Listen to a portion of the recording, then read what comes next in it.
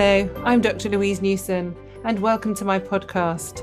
I'm a GP and menopause specialist and I run the Newson Health Menopause and Wellbeing Centre here in Stratford-upon-Avon. I'm also the founder of the menopause charity and the menopause support app called Balance.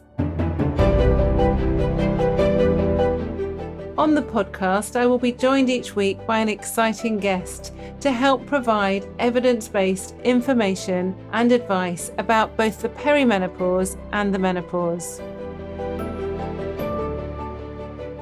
So today on the podcast, I want to welcome you, Dr Claire Kaye, who I've been emailing for a while and, like many of my guests, have never met in real life, but I'm meeting on the screen for the first time today. And like me, she's a GP, but like me, she's not a GP anymore. So I'm going to hear a bit about what she does and let's see where the conversation goes. So hi Claire, welcome today. Hi, thanks for having me. So you trained as a general practitioner? Yes, so I was a doctor for about nearly 20 years and I was a GP and I did, as you would imagine, lots of women's health and I did also lots of mental health, but I particularly had a special interest as well around frailty. So a lot of what I was doing was talking to people and spending time with people, and I really found that after a period of time that I was starting to develop this sort of sense of really enjoying the consultation and spending time with people. And I realised that actually that for me was one of the big things that I got a lot of enjoyment, motivation from. So I gave up clinical medicine about 5 years ago, maybe a bit more. And I became qualified executive career coach. And I specialise in career development and also perimenopause and menopause in the workplace. So helping women to thrive in the workplace during that period in their life.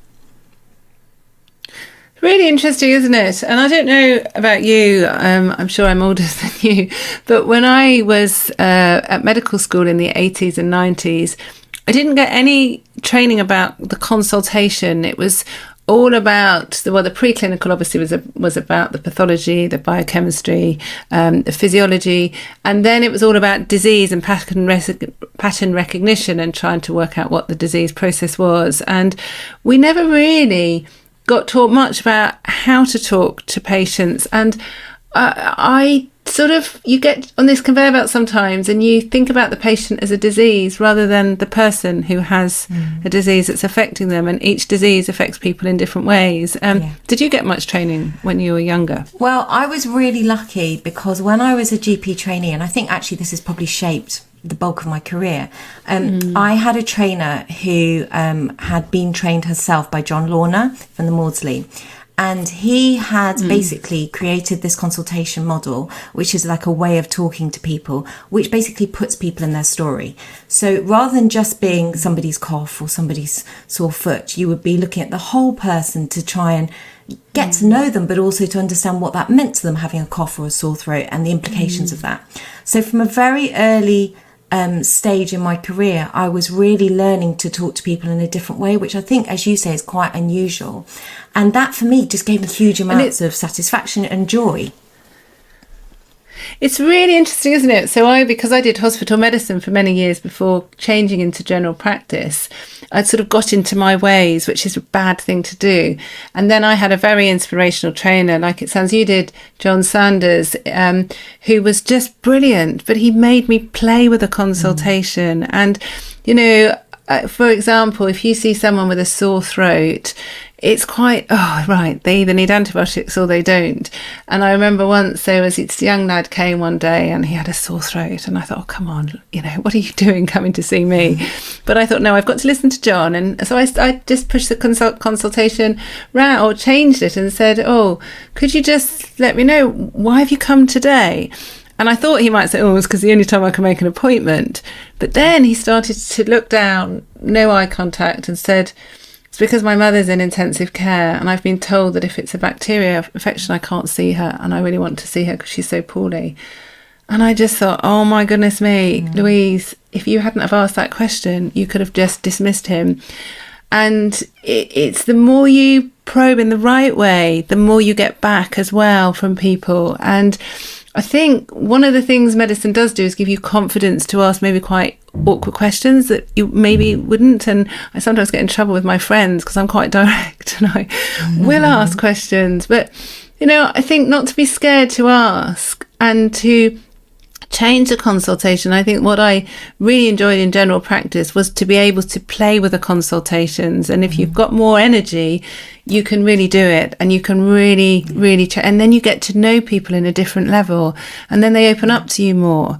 And then, you know, I've had so many women who have been scared because they've had some irregular bleeding, and it would be very easy to just fill out that form and get them sent off. But then when you say, well, why are you worried? Well, my granny and my mother had ovarian cancer. Well, sometimes they'll tell you something completely different, and it's a reason for them just coming in to see you. And the bleeding is actually nothing of any consequence when you've taken a proper medical history, but you realise they're more worried about something else. And it's a real privilege, isn't it, when you can talk to people in the right way. Yeah, definitely. And it's really interesting what you're saying about asking the right questions, and that's very true. But I think it's also about listening to the answer.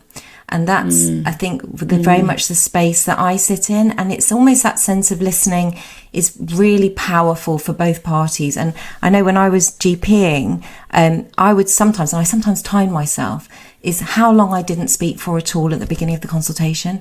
And if you imagine somebody's there for, 10 minutes, sometimes I wouldn't speak at all for 5, like literally nothing except for nodding and smiling or, listening with my non-verbal cues. And that power of, as you say, how the experience that you had with that boy and with women coming in about their bleeding, etc. That's when you get to the nub of the issue. And sometimes it's the first time that person has even realised that that's what's going on for them. They know they need to have a conversation about their throat, about their bleeding, but they don't realise what it means to them and the impact for them. And sometimes that space, that safe space to talk and to be open, is really powerful. And I suppose that's really what happens in the coaching room as well.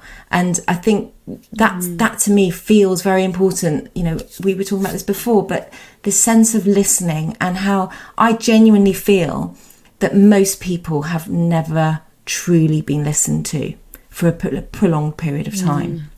And that makes me sad, because the power of being heard is remarkable. It's amazing, isn't it? And I think it's become less as not just as people have become older, but I think society has changed as well. We're so much more fast paced. When I read statistics of how few people sit around a table and eat their meals together, or when I speak to patients who I see who have really struggling with their perimenopause or menopause and with their intimate relationship, and I'll say, have you spoken to your partner? Oh gosh, no, he wouldn't understand. But you've told me you've been married for 25 years. Yeah, I know, but he's my best friend. No, I can't tell him. And you think, gosh, well, what do these people do? And I'm very, very fortunate because I'm very close to my husband and my mum actually as well, and I share a lot. But I'm also very good at reflecting and thinking in my mind.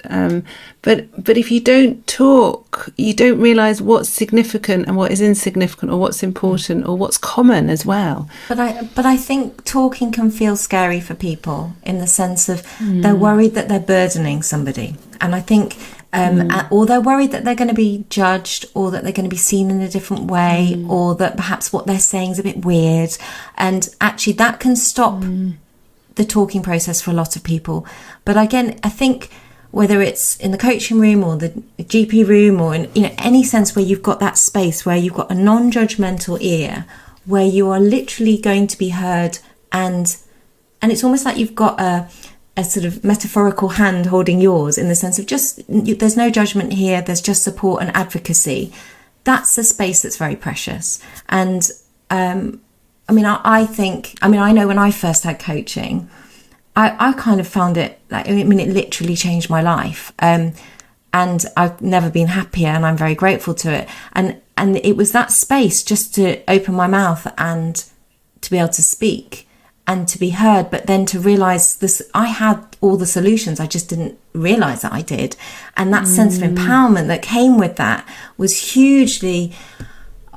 it's liberating and such a relief. But I probably would never have got that if I'd said to a friend, or can we talk about it? Because I don't know about you, but there's always the advice monster. You know, if someone says something, they go, oh yeah, but I've got the answer. You should do this and you should do that. Yes. And that's what's different in my world, is that there's a good coach anyway will never give you the answer, which sounds really which can be quite frustrating. And I've had a little bit of coaching, not just for me but for the business as well, because obviously the business has really expanded. And even actually when I do yoga, one of the yoga instructors says everything that you need is here within you. And when I first heard that, I thought, that's silly. And then actually the more I do yoga and listen to this instructor, and I think actually that's right. But then having, like you say, the coaching that I've had, like I've only had a little bit, I always want the answers, but actually the answers that I get told often aren't the answers I want to hear. So isn't it better to work out yourself is so important, isn't it? Yeah. I mean, I always talk about coaching like noise. So basically when somebody's feeling stuck or lost or unsure or not sure how to move forwards or don't know how to optimize the situation, or just that sense of like unsettledness, and you don't know what to do and you don't know where to go, but you can't really find the answers. There's all these things that go around in your head, and actually it feels really noisy in your head. Like, on Tuesday you wake up and you think, I'm going to do this, and then on Wednesday you think, no, I'm going to do that. And it's really difficult to know the right path. And then if you compound that with the external noise that goes on from friends and relatives and colleagues going, oh, but I love you and I think you should do this, and I know you and you should do that, and it can feel very confusing. And so you have this internal noise and then this external noise, and it's really hard to know what the right path is. So what lots of people do is they find somebody that they kind of trust and love and go, I'm going to do it their way, or what they suggested, because they know me and they love me, so that's probably good. And actually it can feel quite uncomfortable and it's often the wrong path. And what coaching does is it gets rid of all the noise, and it gives you this sense of clarity and focus and direction, because it helps you work out what you want and how to get it, and in a way that feels comfortable to you. So it's this sense of, often the first time that people have had, particularly women, have had this opportunity to work out what they want, not what they think they should want, or they feel obliged to want, or guilty if they want it, but actually what they genuinely want. And that might be something massive or something really tiny, and it doesn't matter. But it's that sense of finding that, and then working out really easy, simple steps that feel manageable to get there. And just having somebody to metaphorically hold your hand and ask the right questions, sort of push you and to hold you. And as you said with your yoga teacher, it can feel, if somebody says, or you know you've got all the answers within, that can feel, particularly when you're feeling stuck, an overwhelming statement. It's a true statement, but it can feel overwhelming. But with somebody that knows what they're doing, it can actually be just done very gently, that you don't even realise it is happening. And actually you suddenly think, oh, I actually don't want to be on this treadmill, or actually I want to where I am on this career path or this life that I'm in, but I'd like to try something else, but I'd like to try in a really safe, easy way first, and then I might build on it, or I might not. I'm just going to see. And that sense of permission is really an amazing thing that happens, because you start, not because the coach does it, but because you're starting to believe in yourself a little bit, that your thoughts and points of view and your values actually matter, which they do for everyone. Absolutely, it's so important. But isn't it interesting that you're saying that it's more women, and you're saying more women? And why is it that you think that it's more women that need to have somebody to talk to? Do you think it's partly because as a woman we do take more responsibilities? Maybe we are more caring and nurturing. This is a generalisation, of course, but for a lot of women they do have this. And we're always at the bottom of the pile as well, because certainly even just in my small family, I'm only as happy as my least happy child. And I've got 3 of them, so it really varies. But actually, I know if I'm in a bad mood, my whole family just seem to not be happy. Whereas if my husband's in a bad mood, he just take himself off for a cycle ride, and it doesn't really impact the family. But then sometimes maybe do women feel more guilt? Do we feel bad if we're burdening and talking about how we feel, or do we find it more difficult to open up? Well, I think that, I think we are generalising. I think we should just say that first of all. But I think that from my experience with the women that I see, I would say, and from my own experiences, I think a lot of what you're saying is absolutely right. I think there is a sense of this guilt and love and wanting to be everything for everyone, and that feels like we have to be a bottom of the pile. But I think the biggest thing I see and see in women particularly is this negative self-talk that everybody has self-talk, this voice in our heads. And for a lot of women, it tends to be very negative. And for a lot of women, the negative self-talk tends to be very loud. So it's this sense of, I'm not a good mum unless I do, or I'm going to make this really nice meal because that's my way of showing love, or I'm going to work really hard and model, being really successful at work. And then if things don't go so well, it's not only you're not doing well at work, but you're being a poor mum and you're not supporting the family. And this voice gets very loud.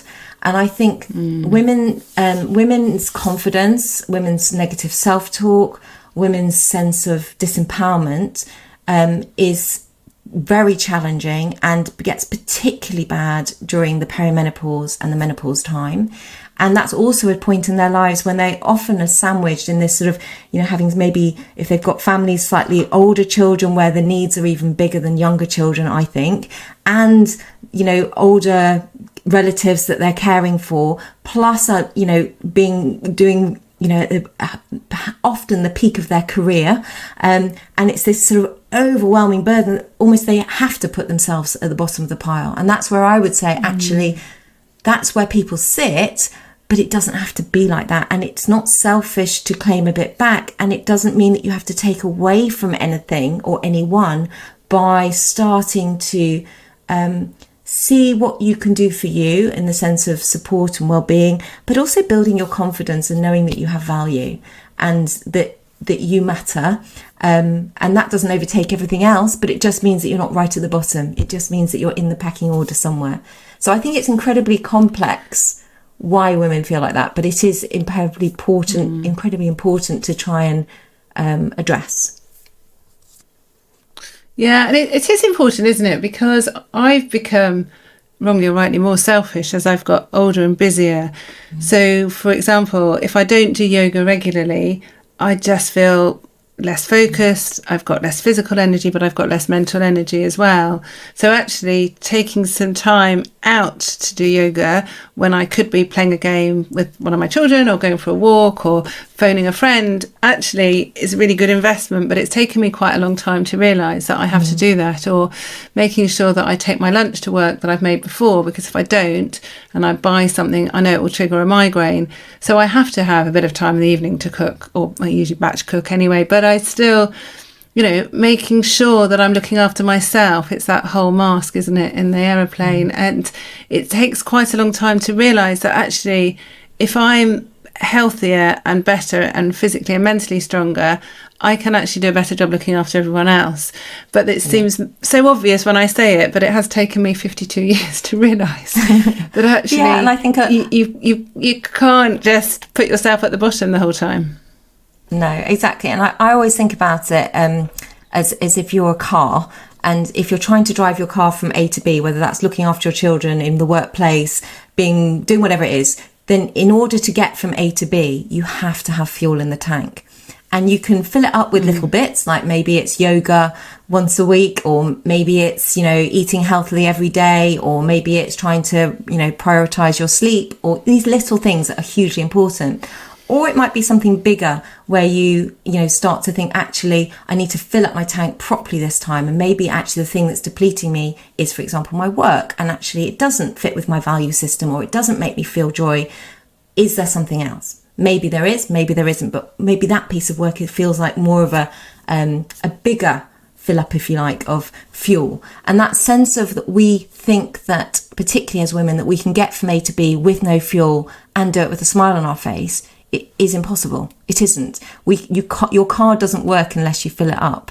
And it's working out what you need to fill up the tank. And for some people, that's small things regularly. So for some people, it's just small things every so often. And other people, it's big things. But it's knowing what your fuel is vital. Like you're saying, you know that if you take some food to work, that's a much better prospect for you for the whole day and probably the whole week.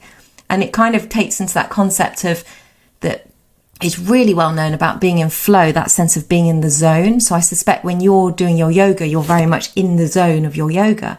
So there's that moment there that you know, your 40 minutes or your hour that you're doing it, that will be incredibly fulfilling and calming, etc., and good for your body. But I suspect for you and for other people, it drip feeds into the rest of your week. You feel more vibrant, more fulfilled, like more able to cope with things. And that sense of being in flow, there's loads of evidence that that drip feeds into all the other bits of your life.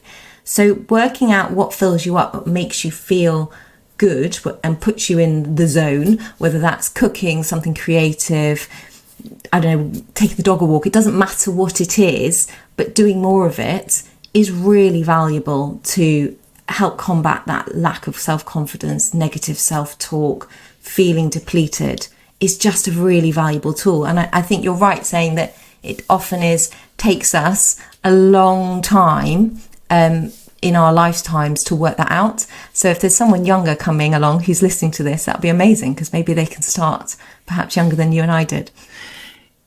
Yeah, and also it's not just age, is it? You throw low hormones into the mix, so perimenopause or menopause, one of the very common symptoms is reduced self-esteem, feelings of low self-worth, and often the psychological symptoms we know are far more common than the physical symptoms. The power of hormones in our brains is really important.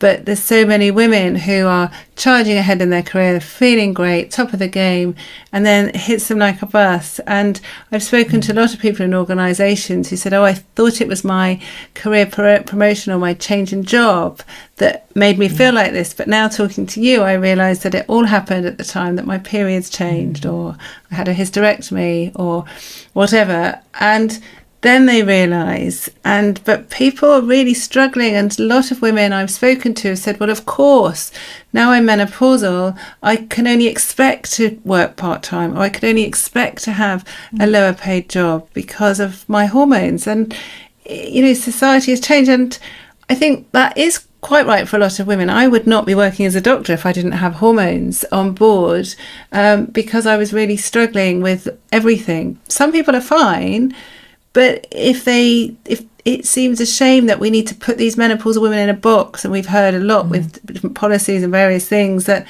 well, let's just help them by, you know, reducing their hours or changing the air conditioning or whatever. But actually that's helping. Well, that's not helping, sorry. That's actually stripping them of some of their identity as well. And I find that's really difficult. And for every woman, choice about treatment is very individualised, and we're not going to talk about that now. But it is about the ability of women being the best version of themselves when they're perimenopausal or menopausal. And it's having those tools to not feel that they're failing in workplace, because actually for a lot of us, work identifies who we are, doesn't it? Yeah, definitely. And I think a lot of women describe it, and I would put myself in this category as well. It's almost like you lose your mojo. It's that sense of, well, you know, oh gosh, I'm getting really worried about this now, or I don't know how to make a decision, so I'm obviously not good anymore, or I couldn't go for that promotion because I'm really, you know, sometimes I forget things in meetings, so obviously I'm seen as not very good anymore. That sort of negative conversation that goes on in your brain, and it's a self-fulfilling prophecy, because, you know, if you're not sleeping well because you're going through the perimenopause, and that may be from night sweats, or maybe just insomnia, or maybe you've got more anxiety which is making you have sleep problems, and then you go into work and you're having problems with decision making anyway, but we all know that when you're tired it's even harder, and it's just this ever, you know, decreasing cycle that makes women feel like they can't do and are useless and rubbish.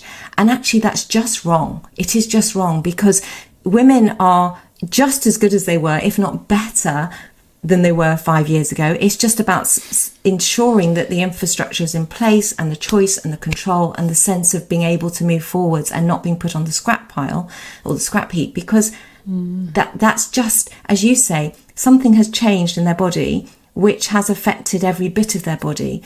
And as you say, a fan is not going to fix it. But there are things that we can do. For me, a lot of it is around, you know, understanding all the amazing resources that are out there, getting a sense of control, working out what you want, having the permission to, you know, really take steps forwards in whichever way forwards is for you. all of that is so important, and that sense of being heard and listened to and not thought of as rubbish or invisible or this sense of useless, because it's very damaging to the individual, to the families, to the communities, and also to us as a whole entire nation. Because let's face it, what is it, something like 13 million women in the UK are perimenopausal or menopausal at this present time. That's a third of the population. It's huge. So we have to see it differently. We have to see it as retaining, supporting, but more educating, and just allowing people to get back to themselves and feel like themselves again in whatever way they need to do it, whether that's through medication, through lifestyle, through other resources, through coaching, through CBT. It doesn't matter what it is, but as long as women choose their path that feels comfortable for them and works for them, but having that confidence to do that. It's so important, isn't it? Especially when you look at the number of women who are leaving the workplace totally or reducing their hours. And we know more and more there's all these movements to try and increase, people having their jobs over the age of 50 or whatever. And there's very little about how to really focus I say just, but you've already highlighted a third of the population, on perimenopausal and menopausal women. And I feel that it's so important that they're identified and individualised as well, because some of the conversation is being led by people who really haven't suffered at all, and don't understand what it might be like to be menopausal, and other people who don't really want to understand maybe. But it is very different. I get bad migraines, and one of the things that got worse for me was my migraines, and I can't work when I have migraines because I can't think, I can't speak, I slur my words, I sound dreadful. No one wants to come and see a doctor who can't think and is slurring their words. But actually having the education that those migraines could have been made worse because maybe if I don't eat lunch, as I've said, I'll get a migraine. But also, it could be, well, Louise, are you eating well? Oh, Louise, could it be related to your hormones? Oh, Louise, are you stressed? Oh, is there something else we can do? It doesn't matter what's causing my migraines, but wouldn't it be lovely for somebody in the workplace to be able to look at it in a very holistic way?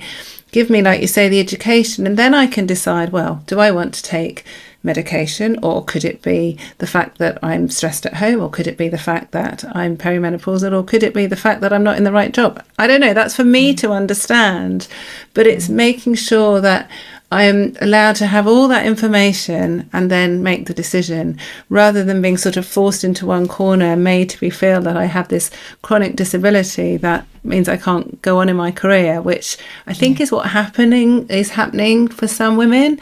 And then that really is stripping them of who they are and what they've always wanted to become. And then if they've got reduced self-esteem, they're going to feel more of a failure as well, which this downward spiral.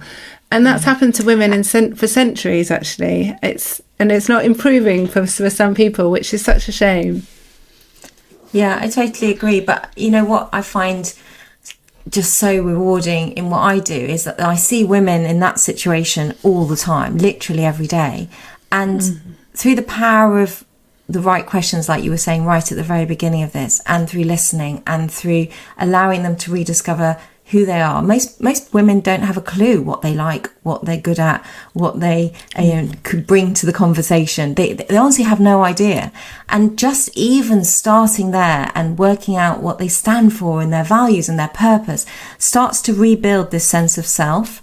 And what I see is a massive change from some people feeling like they can't, that they should leave work, that they are useless, that they are adding nothing, to actually starting to see their value and where their voice sits and what they bring, and how that helps both others and themselves.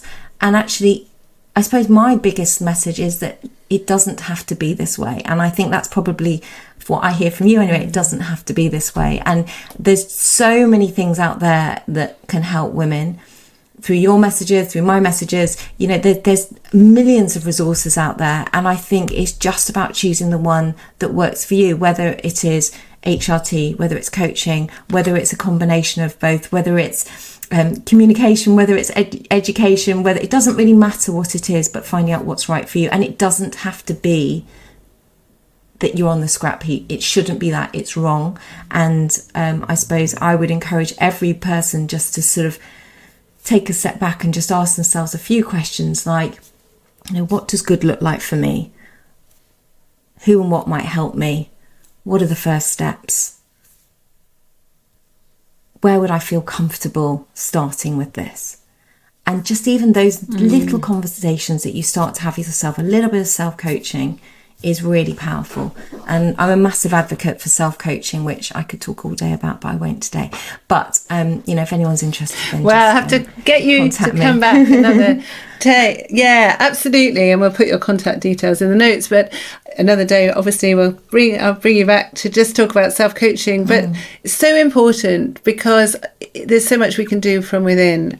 But often we can't always unlock it. So it's been really great talking to you, Claire, and very inspirational. But before you go, I wouldn't mind 3 tips. So for people that have heard this and do feel that they're not getting forward or they're not being listened to, or the word coaching can be a bit scary, what are the 3 things that really, in your experience, help with self-esteem to start helping people get into the right zone to go in the right direction to improve their health?